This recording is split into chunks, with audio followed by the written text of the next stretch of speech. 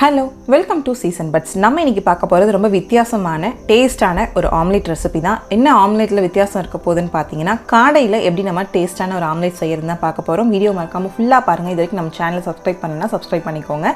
மறக்காமல் notification bill பட்டனையும் on பண்ணிக்கோங்க. ஸோ வாங்க இப்போது எப்படி சூப்பரான காடை ஆம்லேட் செய்கிறதுன்னு பார்க்கலாம்.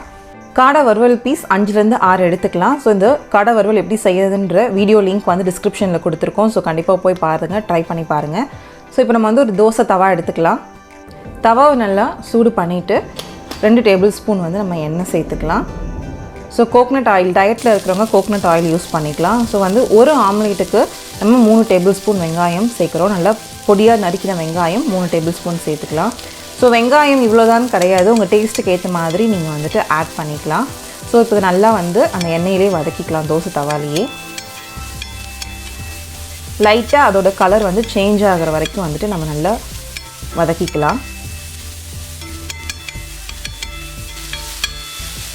வெங்காயம் லைட்டாக கலர் சேஞ்ச் ஆனதும் நம்ம வந்து காடை வந்துட்டு ஆட் பண்ண போகிறோம். ஸோ காடை அப்படியே சேர்க்காமல் அதோட சதைகளை மட்டும் நம்ம தனியாக எடுத்து பிச்சு போட்டு சேர்த்துக்கலாம். நம்ம கொத்து பரோட்டா கொத்துற மாதிரி நல்லா கொத்தி விட்டோம் அப்படின்னா உங்களுக்கு நல்லா பிரிஞ்சு உதிரி உதிரியாக கிடைக்கும். ஸோ இப்போ நல்லா மிக்ஸ் பண்ணிக்கலாம். இந்த காடை ஃப்ரைலேயே வந்துட்டு பார்த்திங்கன்னா எல்லா மசாலாவும் இருக்கிறதுனால நம்ம எக்ஸ்ட்ரா மசாலா எதுவுமே சேர்க்கலை.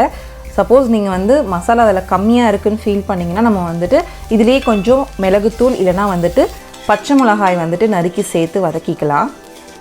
ஸோ இப்போது நல்லா வதங்கிருச்சு. நம்ம ஒரு வேறு பிளேட்டில் ட்ரான்ஸ்ஃபர் பண்ணி எடுத்துக்கலாம். இப்போ நான் காட்டியிருக்கிறது ஒரு ஆம்லேட்டுக்கான காடை தான். இதே மாதிரி நான் வந்துட்டு 3 ஆம்லேட்டுக்கு தனித்தனியாக செஞ்சு எடுத்துக்கிட்டேன். ஒரு பவுலில் நம்ம 4 எக்கு சேர்த்துக்கலாம். நான் வந்து 3 பேருக்கான ஆம்லேட் ரெடி பண்ணுற போகிறதுனால நான் வந்துட்டு 4 எக்கு சேர்த்துருக்கேன். ஸோ வந்துட்டு நீங்கள் காடையும் வெங்காயமும் இவ்வளோ தான் போடணுன்றது அளவு கிடையாது. ஸோ வந்துட்டு நீங்கள் ஜாஸ்தியாக வேணும்னா நீங்கள் எக்ஸ்ட்ரா கூட ஆட் பண்ணிக்கலாம். ஆனால் பட் வெங்காயமும் காடையோட பீஸஸும் ஈக்குவலாக இருந்தால் உங்களுக்கு சாப்பிட்றதுக்கு நல்லாயிருக்கும். ஸோ அதுக்கேற்ற மாதிரி நீங்கள் அளவு ஆட் பண்ணிக்கோங்க. இப்போ நம்ம 4 ஆம்லேட் சேர்த்தாச்சு. அதுக்கு தேவையான உப்பு சேர்த்துடலாம். ஸோ நம்ம வீட்டில் காடை ஃப்ரை பண்ணும் போது இந்த மாதிரி டயட்டில் இருக்கிறவங்களுக்கு ஃபில்லிங்காக இருக்கிறதுக்கு நம்ம இந்த மாதிரி ஆம்லேட் செஞ்சு கொடுக்கலாம். கொஞ்சம் வித்தியாசமாகவும் இருக்கும். இல்லை சாப்பிட பிடிக்காதவங்க கூட இந்த மாதிரி செஞ்சு கொடுக்கும் போது தெரியாது. ஸோ இதுக்கு காரத்துக்கு நம்ம வந்துட்டு மிளகுத்தூள் சேர்த்து இப்போது எல்லாத்தையும் நல்லா மிக்ஸ் பண்ணிக்கலாம். நம்ம காடை ஃப்ரைலேயே எல்லா மசாலாவும் போட்டு பண்ணதுனால இதில் நம்ம எக்ஸ்ட்ரா மசாலாஸ் எதுவுமே சேர்க்கலை. இப்போ நம்ம வதக்கின வெங்காயம் ப்ளஸ் காடையை வந்துட்டு அதில் சேர்த்துடலாம். ஸோ இன்னும் கொஞ்சம் ஃப்ளேவர் வேணும்னா நீங்கள் செமி கிரேவியாக பண்ணிவிட்டு அந்த கிரேவியை கூட இதில் ஆட் பண்ணிக்கலாம். டேஸ்ட் ரொம்பவே சூப்பராக இருக்கும், ரொம்ப ஃபில்லிங்காக இருக்கும். நம்ம வந்துட்டு ஒரு ஆம்லேட் சாப்பிடும் போதே இப்போது எல்லாத்தையும் நல்லா மிக்ஸ் பண்ணிக்கலாம்.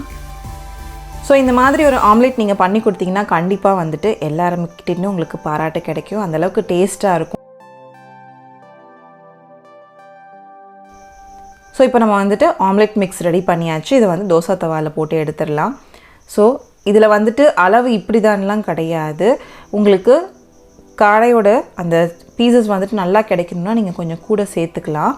கொஞ்சம் பெருசாகவும் ஊற்றிக்கலாம். நான் வந்துட்டு மீடியம் சைஸில் 3 எக்காக வந்துட்டு போட போகிறேன். அதனால் வந்துட்டு சின்னதாக வந்துட்டே நான் வந்துட்டு ஆம்லேட் ஊற்றிருக்கேன். ஸோ உங்களுக்கு பார்க்கும் போதே தெரியும் மேலே அந்த காடை பீசஸ் வந்து எப்படி இருக்குது பாருங்கள். ஸோ உங்களுக்கு சாப்பிடும் போது நல்லாயிருக்கும். இப்போ 2 பக்கமே நல்லா நம்ம வேக வச்சு எடுத்துக்கலாம். ஸோ ஒரு ரெஸ்டாரண்ட் போனப்போ இந்த மாதிரி காடை வந்து ஆம்லேட் வந்து ட்ரை பண்ணேன். ரேட் வந்து ரொம்ப ஓவராக இருந்தது. பட் அதில் வந்து காடை பீஸஸே நான் பார்க்கல. ஸோ அப்போ வந்து கண்டிப்பாக வீட்டில் நம்ம ட்ரை பண்ணணும்னு சொல்லிட்டு ட்ரை பண்ணேன். பட் அதை விடவே பெட்டர் டேஸ்ட்டாக இருந்தது. கண்டிப்பாக நீங்களும் ட்ரை பண்ணி பாருங்கள். சூப்பரான காடை ஆம்லேட் ரெடி. ஸோ இது கூட நீங்கள் கிரேவி தொட்டு சாப்பிட்லாம், இல்லை ஆனியன் வச்சு சாப்பிட்லாம். ஸோ இந்த ரெசிபி உங்களுக்கு பிடிச்சிருந்ததுன்னா மறக்காம நம்ம சேனலை சப்ஸ்கிரைப் பண்ணுங்கள், ஷேர் பண்ணுங்கள், கமெண்ட் பண்ணுங்கள். உணவே மருந்து, மருந்தே உணவு, அதுவே நம் பாரம்பரியம். தேங்க்ஸ் ஃபார் வாட்சிங் திஸ் வீடியோ.